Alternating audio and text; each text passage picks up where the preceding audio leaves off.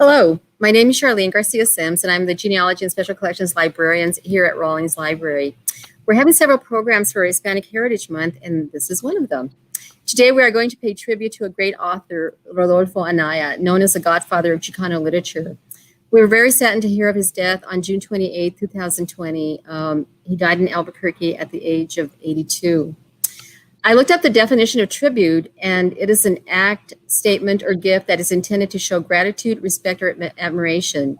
Today, with the help of well-known author from Denver, Angel Vigil, we are going to have a conversation about Rudolfo and why he deserves this gift from us that shows our gratitude, respect, and admiration, and it will be recorded for our archives. I'm really excited about that.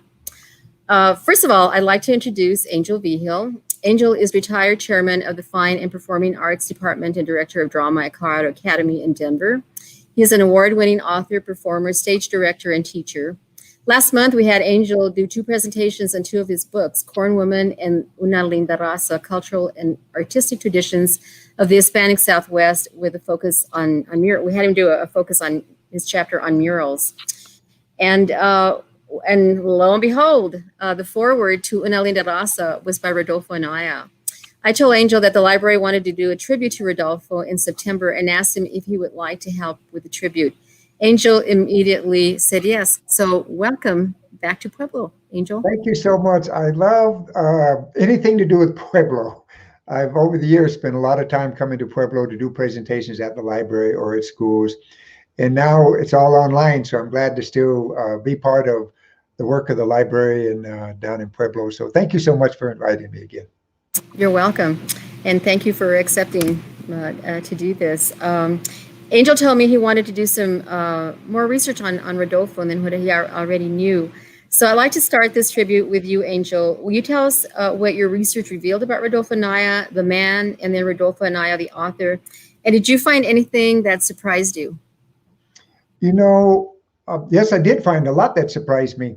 One of the reasons when you, myself or anyone, when you approach an icon, the reputation of the icon kind of blurs that they're just a regular person. Because when they're famous, 2, you admire them so much, and 3, they've affected your life so much, whether they're musicians, whether they're like Rudolfo, whether they're an author. So you have I call it an artificial relationship with someone who's actually famous and well-known and accomplished. And then that icon artificial relationship tends to dominate. And what I enjoy quite a bit, if I get the opportunity like I have now with Rudolfo, is kind of peeking behind the curtain and seeing who the real person was. One of the beautiful aspects about Rudolfo is he was a very open person. He's very kind, he's very sharing, he was tremendously supportive of younger authors like myself when we were coming up. And then so every time I had an encounter with him, I always tell people, they'd say, what was Rudolfo like? And I said, well, he was like my Uncle Tony or my Uncle Dickie or my Uncle Frankie, you know, he was like one of my uncles, a very warm person immediately, a very open person immediately. So I appreciated that about his persona, even though it was clear he had a public life, In my research about him, and then my research really consisted of reading his books some more, kind of understanding the author. An author will always say, well, if you want to know about me, just read my books. If you read my books, you find out a lot about me. The other idea is, and you shared this with me, I read several times. In fact, I reread it again today in preparation for this talk. The autobiography that he wrote and shared with you when he was in his 40s, and he wrote it in the 1980s. And that was revealing, and like you said, surprising, revealing about his childhood, about how he became interested in being a writer, what it was like for him to be a writer when he wasn't famous. He was just a guy writing a novel, right? So how many people are like that, right? Just a person writing a novel. All those rejection letters, and then once he had Me Ultima, and he was catapulted into worldwide fame instantaneously because of that one single book.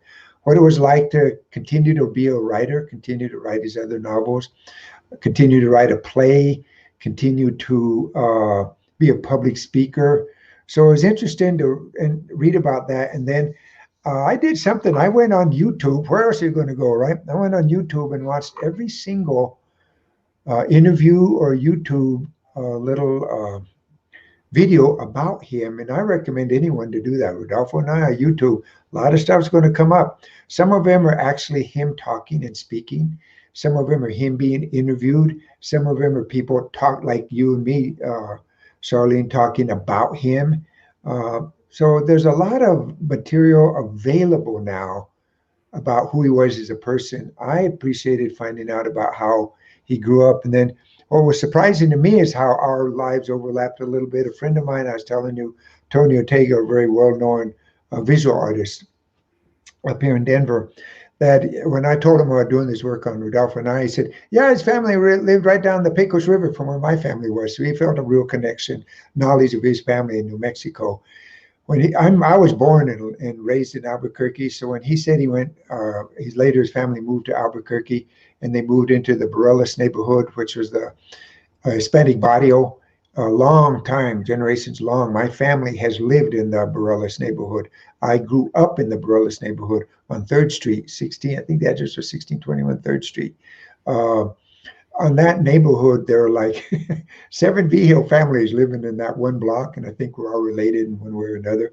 So just those, the icon, the famous person, and then having access and learning more about who he was as a person and as a writer, and then something that was extremely important to him as a spokesperson for the heritage and life of Chicano culture, and he called it Chicano culture. He didn't call it Hispanic culture, called it Chicano culture. So all that was really fun to find out about someone that I admired so much from a distance. And in my conversations with him, got a little glimpse about what a warm person he was, and then finding out more background about what his life actually was. Thank you. And I'm assuming that our audience knows what Chicano means and what Chicano literature is, but maybe not everyone does. Can you explain those two terms? I definitely can explain those terms. One of the reasons is I wrote a full chapter about all those terms. In my book, Una Linda Raza, one of the chapters is, what do you call yourself and how come? And I always tell people, well, if you get confused about what to call someone, just ask him, how do you refer to yourself? And then I'll line up with that. I'll call you what you like to be called. I always rely, I always got a big kick in that. There used to be a golfer named Lee Trevino, and during his day, he was a very famous golfer. And then he started winning a lot, and he started having money, basically, started having money. And people ask him, well, what's it like to be rich now? And he says, oh, I love being rich. I can stop being Mexican, and now I can start saying I'm Spanish. So I always got a big kick about how he did that. And then at the History Museum, there's a quote by someone up there. And this is kind of like how I feel about myself. It said, well, first I was Mexican, then I was Mexican American, then I was Spanish, then I was Chicano, now I'm Latin, Latino, and now you got to be Latinx. Now there's a new thing, you got to be Latinx nowadays. So get back to the question of Chicano, though, right? And then I myself use several terms. I'm perfectly fine calling myself Hispanic and being Hispanic as a word, even though some people think I'm a sellout for using the word Hispanic. My father and mother, they both referred to themselves as Spanish. I had a very long time I was active in the Chicano movement. So, of course, I call myself Chicano. Nowadays, I call myself Latino, of course. If I'm talking to young people or at a college, I refer to myself Latinx, just to try to line up with the terminology for that generation. Chicano has an interesting derivation. Here's something else. My father hated the word Chicano, did not allow it in the house. And the reason is he viewed it as a derogatory term to people of Hispanic heritage. And I couldn't be a Pachuco, and Rudolfo now writes about the Pachuco era. I couldn't wear my collar up in the house. I couldn't call myself Pachuco, couldn't call myself Chicano when I was in college. So generationally, there's a lot of conflict around the word Chicano. But Rudolfo Anaya, myself, many others claim that word as a source of pride. When you study the origin of words, there's a lot of different theories about it. The theory that I like to share with people is when the word Mexicano, when Anglos were trying to describe Mexicans, and they were trying to be, and that's why my father hated it so much. He knew where it came from. They didn't even bother to speak Spanish, and they actually enjoyed butchering the Spanish language. And they'd say, "Oh, those Mexicanos, all they do is come over and cause trouble in the United States, those Mexicanos." And then the Mexicano, you can hear inside Mexicano the word Chicano. And then so Chicano person is a person shares a heritage, maybe parents born in Mexico, but lives in the United States. And then during the time of Chicano power and Chicano pride, instead of viewing it as a derogatory term, it's kind of like brown power, it's a source of cultural pride. And we took that word and transformed it into a positive word about who we are through arts, through social action, through political action, through the culture that we share with people, the arts and culture. That Chicano is a source of pride now. And Rudolfa Anaya was very, very deliberate about calling himself a Chicano author. So he lined up with that because he came out of much more like myself, came out of the 50s as a child, came into adulthood in the 60s with the civil rights movement, the Chicano movement, empowered through the 70s, and then just claimed it as the term that you would use. So that's a long story about where Chicano fits in with Latino, Spanish, Mexican, Latinx, Mexican American, Spanish American, Chicano. There's a lot of terms to call a brown person like me. Ask someone what they want to be called. Rudolfo Anaya, he wanted to be called Chicano. Okay, and Chicano literature? Chicano literature, right? He's viewed as the godfather of Chicano literature. And then in his autobiography, he talks deliberately about writing Chicano literature, meaning writing literature and he viewed Chicanos as marginalized people in United States society. And one of the things that he was most resentful about, and that's a strong word, but if you listen to him, you can hear it, is that the lives of Chicano people are not worthy of literature. They're not worthy of being written about. And he viewed that as a cultural mistake that needed to be rectified by Chicano authors writing stories about our lives to share with people, equal to the stories that Faulkner would write about life in the South. So I think it was powerful, his view of Chicano literature, speaking about the lives of a marginalized people in United States society, that we have a voice, we have a life, it deserves to live on the stage of world literature and being shared with people. And his works prove that. Thank you. I love that. I love that definition of Chicano literature. So when did you first encounter Rudolfo, and how? How did you first encounter his name or his works or whatever? Well, next week we're going to talk about his books. And now we're just talking about him as a person and how he became a writer and what his formative years as a child was. But I actually have my original copy of Bless Me Ultima. And the modern copy of Bless Me Ultima is So do I. I got that exact one. I tell people I have the one with the white cover, not the one with all the fancy colors in the inside of it, the white cover, because I bought it, who knows when, way back when, right? Devoured it, read it, because I immediately read it and recognized myself as a child in New Mexico, because that's what he was writing about, himself growing up. In fact, he said he didn't make any people up. All he did was write about the people in his childhood, people in his family, himself, the people in his little neighborhood village where he lived and everything. So it just so, like for so many people, reading that book was like reading about myself. So I like that he wrote that book quite a bit. So my next question was, how did it feel to find the book, to find this book that wrote about Well, you know what? us? I don't even remember how I found it, other than I'd found it and I'd already read it and recognized myself and everything. Actually, it was so long ago, it's lost in the fog of memory. Don't remember how I came upon it. But I do remember the first time I met him. And the thing I was so impressed about was what a gentleman he was. And I viewed it, for the moment, it kind of pulled me back a little bit. But it was illustrated to me and it revealed so much about him. I was on a panel here in Denver for Chicano authors.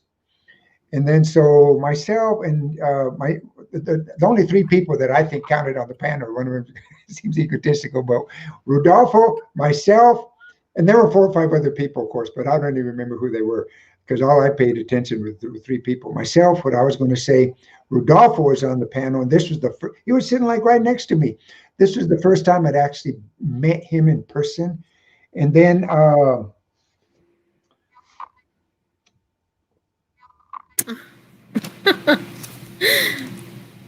she was Olivama. Olibama. This picture of her as a young person. And another person, a significant writer of the history of the San Luis people, San Luis Valley people. So the three of us and a couple of other people were on the panel. And the moderator was doing moderating. And Rudolfo Anaya clearly was the most famous person sitting at the table, right? The rest of us were minor regional authors, if you want to describe us that way. He was a world famous person already. But we're all talking here at some sort of panel at a book fair. There's a large book fair here in Denver, and there's a panel about Chicano authors. I was one of them. And then so the moderator immediately, it's like pretend none of us are at the panel. For the moderator, there's only one person at the table, Rudolfo Anaya.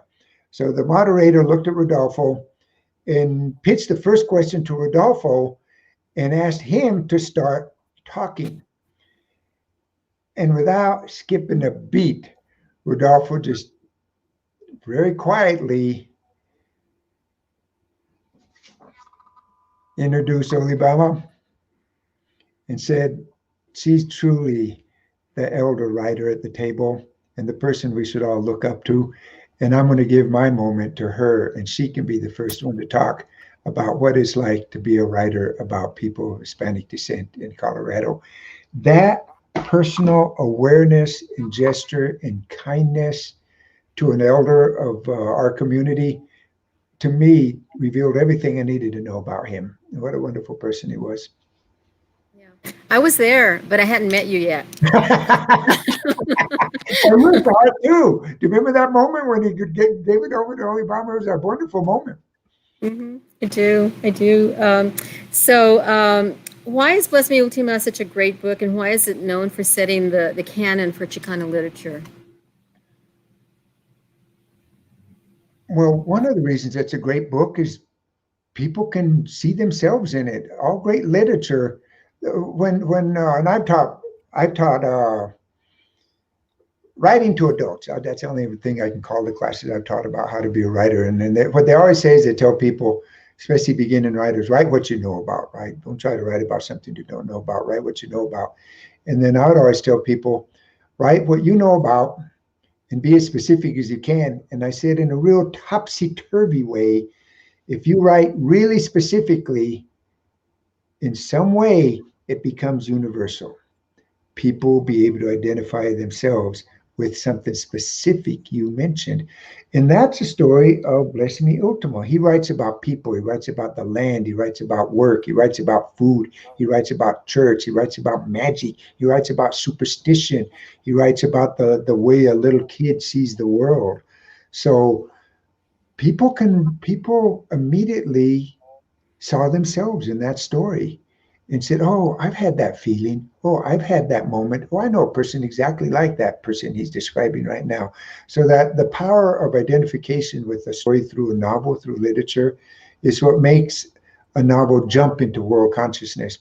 And everyone wants to read it because they recognize themselves in it. So I think that's the most important thing about it. The other thing about it is it was the first book to go big that could be described as Chicano literature. Of course, there's been all sorts of writers writing different books and everything.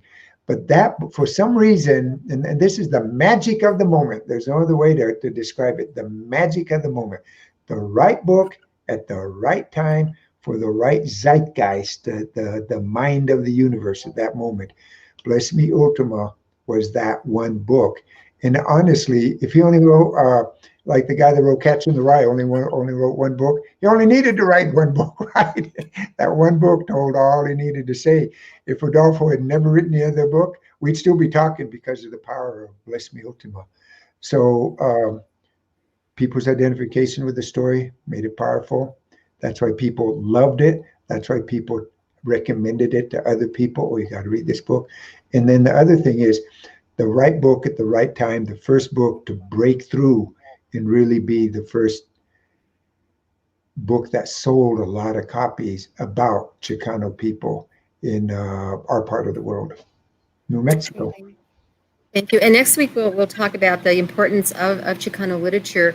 But do you think Bless Me Ultima will continue to live on not only in Chicano literature but world literature? Because it's translated into how many languages? At least 12 languages.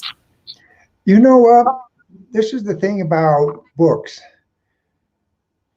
And even I've written 6 books, and even my publisher told me, enjoy your time on the big stage, because one day your time will be over and then it'll be someone else's time. Because he said, books just have a lifespan. They go like this and then they go away. And what happens is because people are always searching for the new, right? Always looking for the new. And they'll say, well, that was a good book then, but now I'm looking for the new next book. And he told me, as a publisher, we'll probably sell a lot of your books, but once we've sold all your books, we probably won't be interested in you very much, because we're looking for the next big seller. And he says, you got to keep that in mind and not take it personal. Just call the business of books.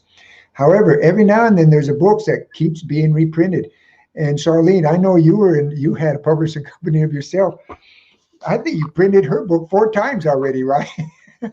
Correct. So some books, her book, she only wrote 1 book, but that's all she needed, 1 book. It's still in print. You republished it 4 times because it keeps selling. People keep wanting to buy it. So that's why publishers will keep reprinting a book. So Bless Me Ultima, still in print, still being reprinted because it's still selling, because people still want to read about it. Some books go away. Some books, they're still on the bookshelf, and you can still order them and buy them and everything. So I think that's one of the sustaining powers of a specific book, because of course his most famous book, Bless Me Ultima, is that it's still in print and it's still being sold and people are still reading it decades after he wrote it, right? And that's the power of the book. That's why it's such a special book. Okay. Thank you, Angel.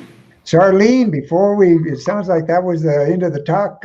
Thank you. But what I want to do is pitch it back to you, because you shared with me a powerful set of experiences you had, Rudolfo, when you and your husband Ed brought Rudolfo to Pueblo, and he ended up speaking to 2,000 people in the Pueblo area there. That's a lot of people to talk to.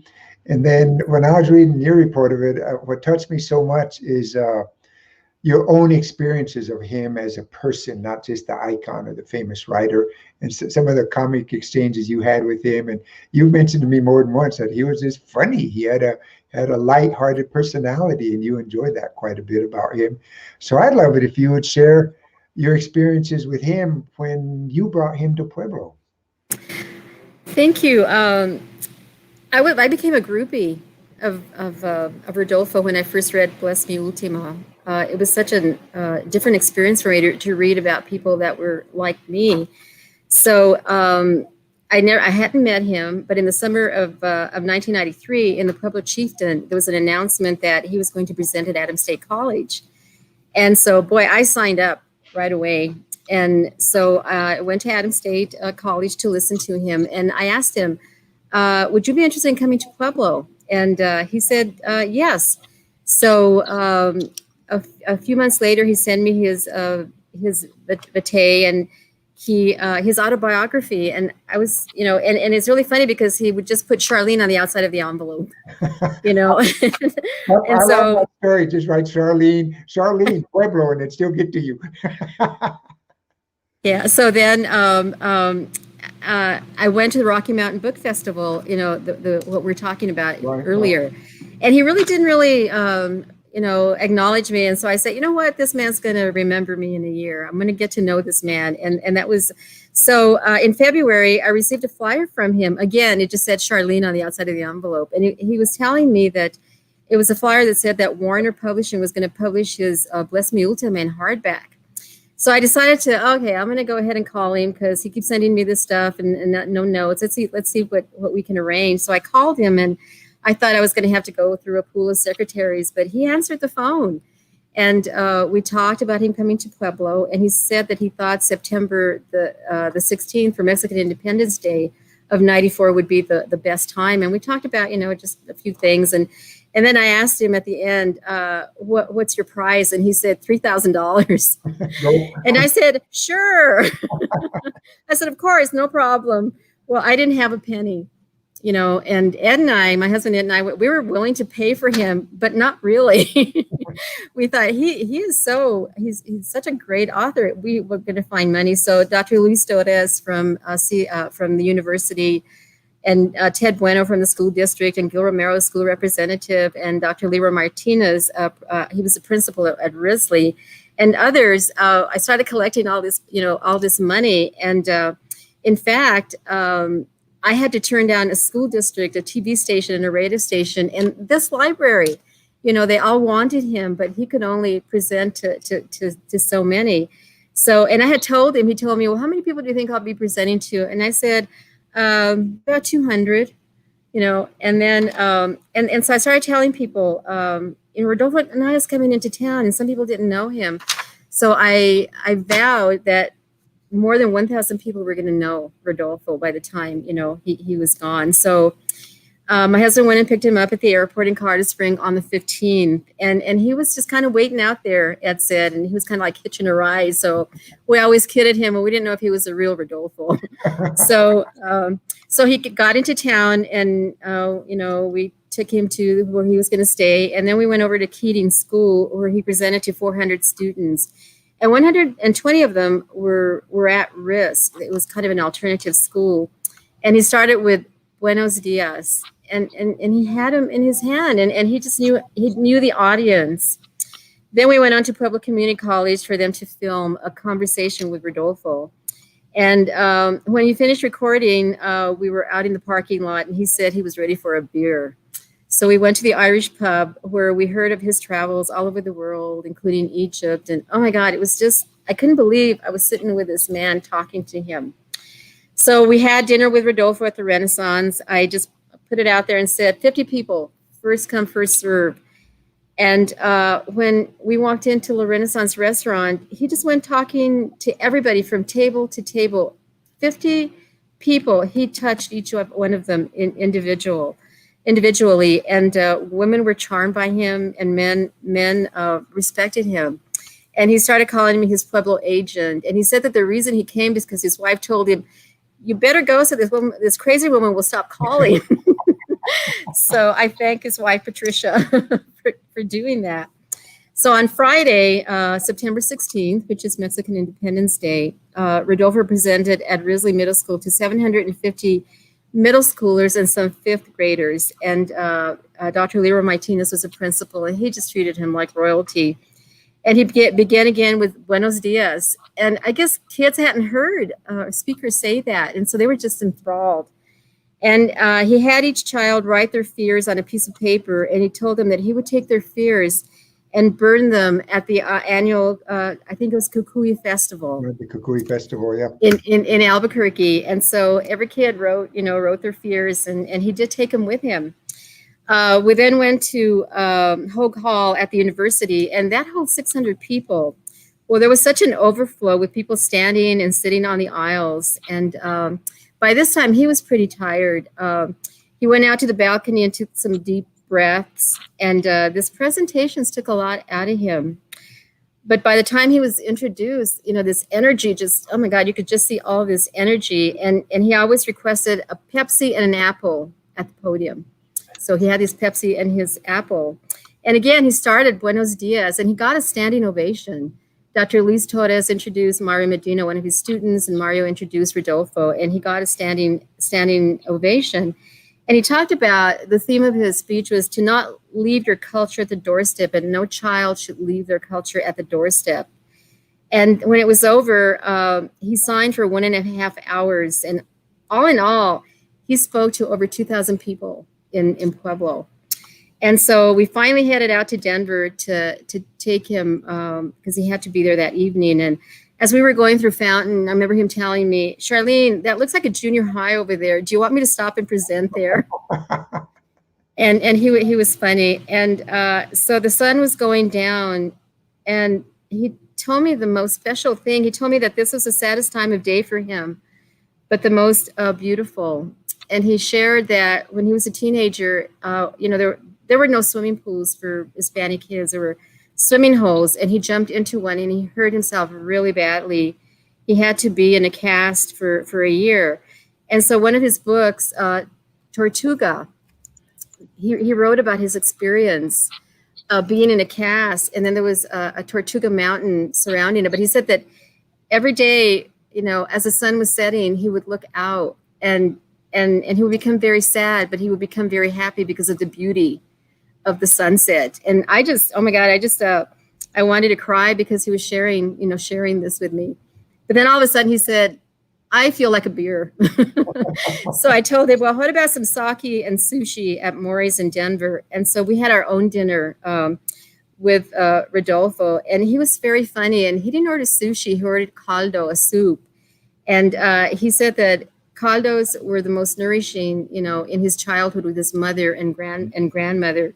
And then he took out a piece of paper and he wrote on it, and it was a contract that said, next time Rodolfo comes to Pueblo, he will only speak to 200 people. So I still have that piece of paper somewhere. Then we took him to the executive towers for a Chicano conference that he was going to be attending the next day.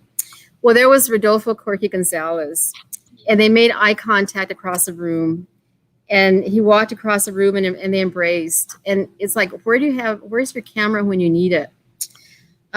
We said our goodbyes and we melted into the woodwork, and he went on, to other people that needed him. They just embraced him everywhere we went.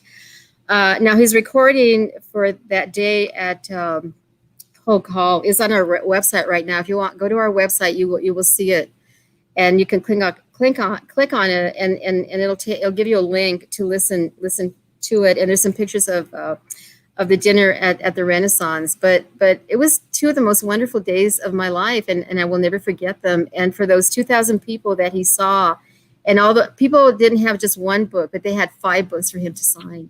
So they have those signatures, and we were very fortunate to have him here in 1994. So thank you for asking.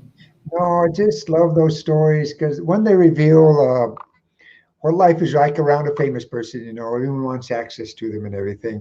But you had personal time with him and got a sense about him and what he was like as a person. Those are the memories you carry around in your heart, actually, about him.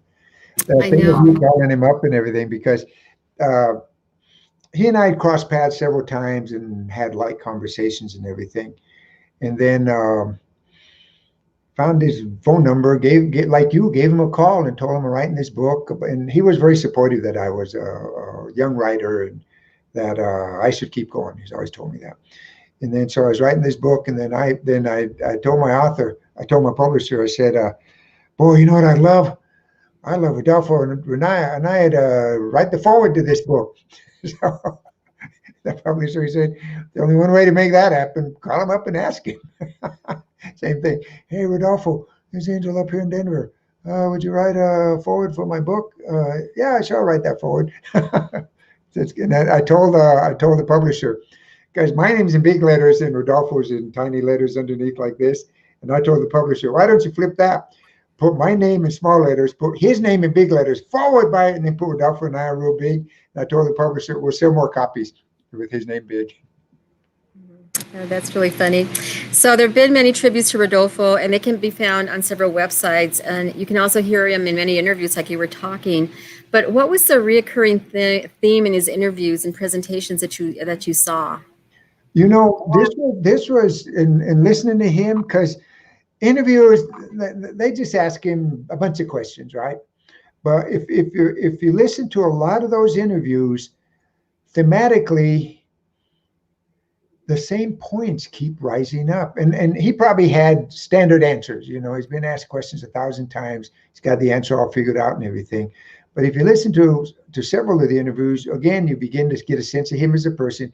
Had a very soft presentational manner, very quiet, not aggressive, didn't gesture a lot and everything. He would just talk a little bit. The importance of culture is what he would talk about. The importance of culture, the importance about remembering culture, the importance of sharing culture. I remember one of his quotes one time. Someone asked him about, well, there's too much about culture. Would you keep the big stuff and all the small stuff? If it passes away, then that doesn't matter at all. And then he said, I always remember this too. He said, "There's nothing about culture that is too small that's not worth keeping alive." And so the idea that he would think every single, even the smallest little parts are representative of culture. So one of my takeaways from listening to a lot of his interviews is the importance of culture, and that's why he viewed himself as a Chicano author, writing about Chicano culture through his gift, the gift of literature. And the other thing, then he keeps turning back to the verities we want to talk about him: family, land, and people, right? And the acts of culture, the things you do about culture. And so I view that as what he viewed important about his view, his world of the view of the world, his place in the world, what he wanted to share about. So I would have come back to this idea of Chicano culture. That was what was important about him. And that's what he liked talking about too. And like what you said about um, the overlap about children, because Bless Me Ultima is about a little boy. So he didn't write it about an adult, himself as an adult. He chose to write about himself as a little boy, how the little boy experienced the magical life of here on earth, and how the coming of age story, Bless Me Ultima, was about. And then so that overlap with education, young people, culture, passing on culture, the role of elders to keep culture alive. You listen to him, that's what you're going to hear over and over and over and over again. Okay, thank you. I'd like to read something from journalist Dean Hansen from the Albuquerque Journal. Rudolfo Anaya's stories touch the very soul of the Mexican Chicano experience. Now we find the dry, arid, blowing, whistling winds of Albuquerque have descended into silence. The splendid landscape with all its sun-baked colors seem a little less bright. The favorite son of the Southwest has no more words, but his legacy as an author will last an eternity.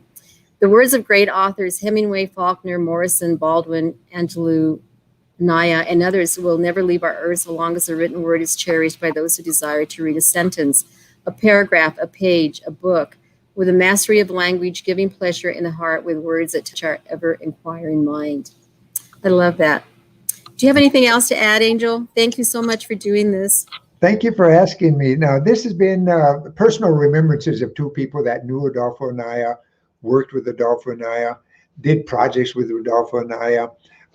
So just to kind of reveal our experience of him as a person, not just as how I started with the famous icon, the godfather of Chicano literature, but who he really was as a person and why so many people love him. The last thing I want to say is we'll see you next week, because we're going to talk about what Rudolfo would want us to talk about, which is his books, especially Bless Me Ultima. Yes, thank you. So we are grateful to you, Rodolfo, and we will always respect and admire what you left us. I'd like to invite you next week at this time, 5 p.m., Thursday, October 1st, as we present part 2 in this tribute. And Angel and I will be discussing Rodolfo's many books, their themes and symbolism. We will also point out the importance of people of different ethnicities writing their stories and finding an avenue to get them published. It is past time that big publishing companies take time to look at these books as part of the American experience, with stories that need to be told so we have the complete story of this country that includes everyone. Please join us next week, and thank you again, Angel. Thank you very much. We'll see all of you next week. Talk about Bless Me Ultima and the literature of Rudolfo Anaya. Thank you very much, Charlene, for inviting me to be part of this tribute to Rudolfo Anaya.